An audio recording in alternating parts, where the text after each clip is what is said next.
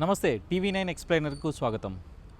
కొండా family ఎప్పుడూ నిత్యం వివాదాల్లో ఉండే ఈ ఫ్యామిలీ గురించి ఉమ్మడి రాష్ట్రం నుంచి ఇప్పటివరకు చెప్పాల్సిన అవసరం లేదు.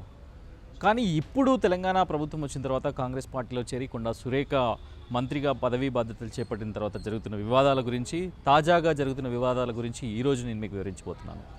కొండా ఫ్యామిలీ ట్రెడిషనల్ కాంగ్రెస్ పార్టీకి సంబంధించిన ఫ్యామిలీ. చాలా దశాబ్దాలుగా కాంగ్రెస్ పార్టీలో ఉండి మధ్యలో బీఆర్ఎస్లోకి వెళ్ళి వైసీపీలోకి వెళ్ళి మళ్ళీ కాంగ్రెస్ పార్టీలో జాయిన్ అయిన ఫ్యామిలీ. దాని తర్వాత 2023 డిసెంబర్ 7న మంత్రిగా పదవీ బాధ్యతలు చేపట్టిన కొండా సురేఖ అప్పటి నుంచి కూడా నిత్యం వివాదాల్లోనే ఉంటున్నారని చెప్పాలి. కొండా సురేఖ మంత్రి పదవిగా బాధ్యతలు చేపట్టిన తర్వాత ఓ అంశంలో తన ఓఎస్డీని పోలీసులు అరెస్ట్ చేసేందుకు వచ్చిన నేపథ్యంలో జరిగిన రచ్చ మనందరికీ తెలిసిందే. కానీ తాజాగా కొండా సుష్మితా పటేల్, కొండా సురేఖ కూతురు, మంత్రిగా ఉన్న కొండా సురేఖ కూతురు గీసుగొండ మండలం, వరంగల్ జిల్లా గీసుగొండ మండలంలో చేసిన వ్యాఖ్యలు ఇప్పుడు సంచలనంగా మారాయి. మరోసారి కొండా ఫ్యామిలీని మళ్ళీ వార్తల్లోకి ఎక్కేలాగా చేశాయి. కొండా సురేఖకు సాక్షాత్తు రాష్ట్ర క్యాబినెట్లో మంత్రిగా ఉన్న కొండా సురేఖకు షోకాజ్ నోటీసులు వచ్చేలాగా చేశాయి. అసలు ఎందుకు జరిగింది వివాదం అంటే కొంత బ్యాక్గ్రౌండ్లోకి వెళ్ళాలి. ముఖ్యమంత్రి మొన్నటి వరంగల్ పర్యటనలో అక్కడ పరకాలకు సంబంధించిన ఎమ్మెల్యే రేవూరి ప్రకాష్ రెడ్డిని మళ్ళీ ఒకసారి గెలిపించాలని అక్కడున్న ప్రజలకు విజ్ఞప్తి చేశారు. దాని తర్వాత సోషల్ మీడియాలతో పాటుగా మిగతా మెయిన్ స్ట్రీమ్ మీడియాలో కూడా వార్తలు వచ్చాయి. కొండా సురేఖకు షాక్ తగిలింది అంటూ ట్రోల్ కూడా చేశారు. సో ఆ నేపథ్యంలోనే కొండా సుష్మితా పటేల్ తన జన్మదినం సందర్భంగా నిన్న గీసుగొండ మండలంలో తన బర్త్డే వేడుకల సందర్భంగా ముఖ్యమంత్రితో పాటుగా మంత్రులు, ఎమ్మెల్యేలు, ఎమ్మెల్సీలు, ఎంపీలపైన పూర్తి స్థాయిలో రాజకీయ దాడి చేశారు, రాజకీయ విమర్శలు చేశారు, వ్యక్తిగత విమర్శలు చేశారు. ముఖ్యమంత్రితో పాటుగా మంత్రులపైన కూడా విరుచుకుపడ్డారు. తాను టికెట్ను వేరే వాళ్ళకి అనౌన్స్ చేయడానికి ఎవరు అంటూ పూర్తి స్థాయిలో ధ్వజమెత్తారు. సో ఈ పరిణామాలతో ఒక్కసారిగా కాంగ్రెస్ పార్టీలో సంచలనం రేగింది. అక్కడున్న ఎమ్మెల్యేలు కేఆర్ నాగరాజు, అట్లాగే స్థానిక ఎమ్మెల్యే రేవూరి ప్రకాష్ రెడ్డి వెంటనే స్పందించారు. కొండా సుష్మితా పటేల్ వ్యాఖ్యలకు వాళ్ళందరూ కూడా నిరసన తెలిపారు.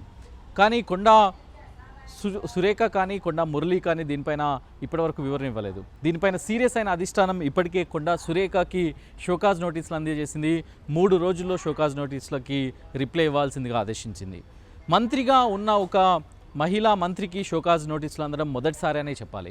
కాకపోతే కొండా ఫ్యామిలీ వ్యవహారం అంతా కూడా రాజకీయాల్లో నిత్యం వివాదాస్పదం అవుతున్న నేపథ్యంలో సో ఈ అంశం పైన అటు పార్టీ, మంత్రులు, ఎమ్మెల్యేలు వీళ్ళందరూ కూడా సీరియస్గా ఉన్నట్టుగా తెలుస్తుంది.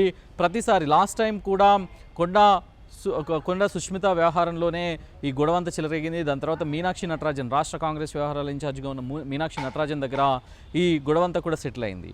మళ్ళీ ఇంకొకసారి అలా జరగొద్దు, బహిరంగంగా మాట్లాడొద్దు అని అప్పుడే హెచ్చరించారు. దాని తర్వాత మళ్ళీ ఇప్పుడు సేమ్ సీన్ రిపీట్ అయింది. దీనిపైన మొదటిసారి నిన్న క్రమశిక్షణ కమిటీ చైర్మన్గా ఉన్న మల్లు రవి కూడా స్పందించారు. ఈరోజు పీసీసీ చీఫ్ స్పందించారు. ప్రతిపక్ష నాయకుల కంటే ఎక్కువగా కొండా సుష్మిత మాట్లాడారు అనేది మల్లు రవి చెప్తున్న వాదన. ఈవెన్ మహేష్ కుమార్ గౌడ్, పీసీసీ చీఫ్గా ఉన్న మహేష్ కుమార్ గౌడ్ కూడా అదే అంశాన్ని ప్రస్తావించారు. ఎవరిని ఉపేక్షించేది లేదు, కొండా సుష్మితా పటేల్ వ్యాఖ్యలను తీవ్రంగా పరిగణిస్తున్నాం. తాను ఎట్టి పరిస్థితులలో కొండా సురేఖ ఈ వ్యాఖ్యలకు డెఫినెట్గా సమాధానం ఇవ్వాల్సిందే అంటే మహేష్ కుమార్ చెప్పారు.